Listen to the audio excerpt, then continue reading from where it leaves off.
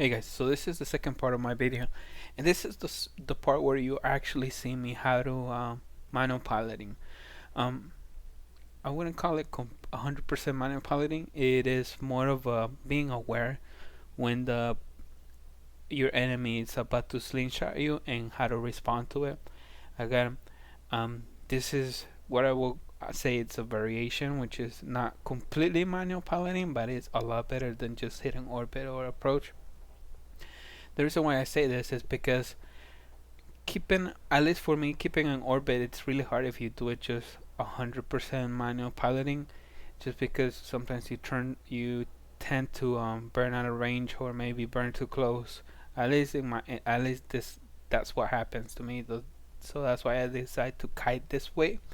And so again, like in the video before, what you wanna keep in mind is always look at the part I have highlighted on the video where it shows my radial velocity and velocity. That's very important to keep a watch on. And also you want to watch how far your target is away from, because if you will notice when I do it that I when I start directly burning away from the enemy is when I'm, I don't know, maybe getting 19 kilometers, and that's when I turn, and you will see some very close times when he really gets like almost 10 kilometers from me. And what you're trying to actually avoid is to get close, no closer than 10 kilometers. The reason why, because once he lands a scram on you, you're pretty much done. He already got you. Because he will turn off your micro, and you want to stay more than 12 kilometers, because he can overheat his web and reach up to 12 kilometers. And if he gets his web, he has a pretty good chance of landing the scram. So that's why you want to try to avoid. That's why you want to always try not to get closer than 14. That will be your goal. In the worst case scenario, always stay at 14. Okay, so we're running this clip at 25% of normal speed.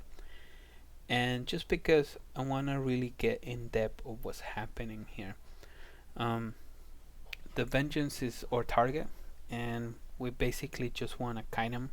If you notice, my ship it has absolutely no tank, so if it gets caught, it's practically dead.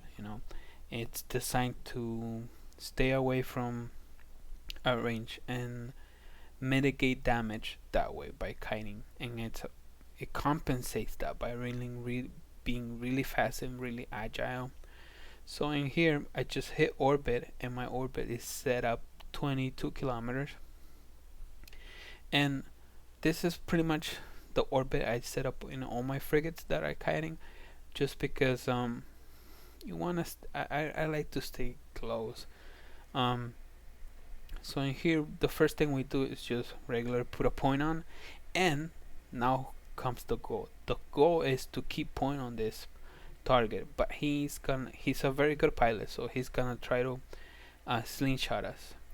And I explained what slingshotting is in the last video, but basically right now he's trying to burn away from my ship, and as soon as he sees me turn around, because he's burning away from me right now, I'm burning towards him, then he turns around real quick, and you will see how fast the distance shortens between each other, because we're approaching both at the same time.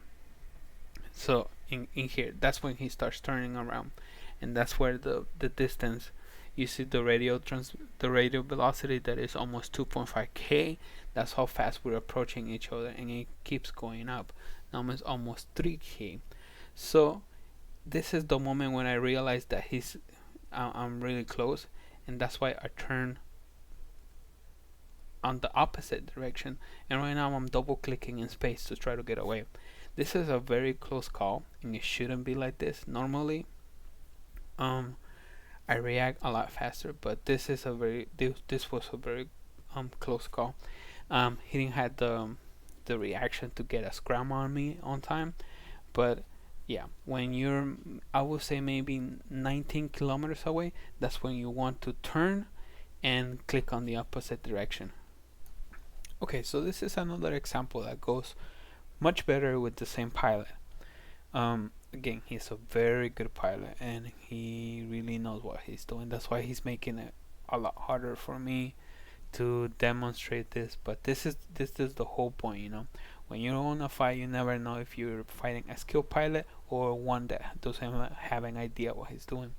So in here, again, we're hitting orbit to stay at orbit, and you will see that right now his radial velocity is positive 1,000. So that means he's burning away from us because he's trying to slingshot it. The moment, like right now, that is almost going to negative, that means he's approaching us and burning back towards us, because as you see, my ship was already turning towards him, and that makes the, again, like I said it many times, that makes the distance get short really fast. I think in this one he missed the slingshot, so he tries to slingshot me again, and there he goes. That's where he got it. And he's turning around and now getting a negative radial velocity, which means he's approaching me again. And this is what you have to do is, if you don't have the the time to watch your radial velocity or and your velocity and the distance at the same time, I will suggest you only watch your distance. You see, I'm still in right now. I still think I'm good, but it's getting dangerous because the speed is dropping really fast. I mean, the distance is dropping really fast. Here at 17 kilometers, I turn my camera the opposite direction and start clicking in space. That means because I'm burning right straight up in straight direction away from him. And this is what my, at least my method of minor piloting is all about. Because if you keep orbiting, the ship is gonna follow him in the natural orbit approach you had. So that's okay. So this one's a bit different. This one's a Condor, and he goes almost as fast as I go, and he also is carrying a scramming web. So this is a lot harder, and he's not trying to slingshot me much. He's just trying to approach me and break my orbit, just because he can go almost as fast as I go. But the same principle stays. I hit orbit to start setting up my orbit because we want to close in, and now that I have a point on, we keep the orbit and we are watching our radial velocity and distance real quick. This is where I turn around because we hit 17 kilometers, and I turn around and start clicking on the opposite direction to try to get some distance. As you see, it worked. We were really close. We got 13 kilometers distance from him. He was 1 kilometer away from putting away. And I will put this clip again in normal speed at the end so you can see how fast all this happens. I even had a hard time trying to narrate this because even though I'm running this at 25% its normal speed, it is really fast, and you have to react really fast. That's why I think frigate PvP is actually the best way to start, just because you get to develop those reflex, those fast reaction stuff that you need, and that will also help you in the future if you go cruisers or maybe battle cruisers like I sometimes do. So I'll show you the video in normal speed, the same clip in normal speed with no commentary, so you can see again. See, right now here I turn on my camera, start clicking on the opposite direction. So I'll leave you with the video at normal speed so you guys can see it and try to get an idea how fast all this happens. So again, this is the video in normal speed so you have an idea again how fast this happens. And that's why I think frigate PvP is actually the best way to start PvP if you have no experience at all, just because you get to develop those really fast reflex and response time. In frigate PvP, even if you screwed up in 1 second, you have to switch and think what you're doing the next second, just because it goes that fast. Frigate PvP only lasts, I don't know, I will say 1 minute fight, it is a very long time in terms of frigates. So guys, if you have any more comments, questions, maybe you have a few ideas that videos that you might like to see, just either contact me through game or you can leave it on the comments. I as a Ryan, I read every comment and try to respond to almost all of them. So again, thanks for the support. Thanks for the donations. Um, you don't have to donate. It's always appreciated, but I PvPing mostly cheap stuff, so I don't need the ISK or anything like that. I do appreciate it.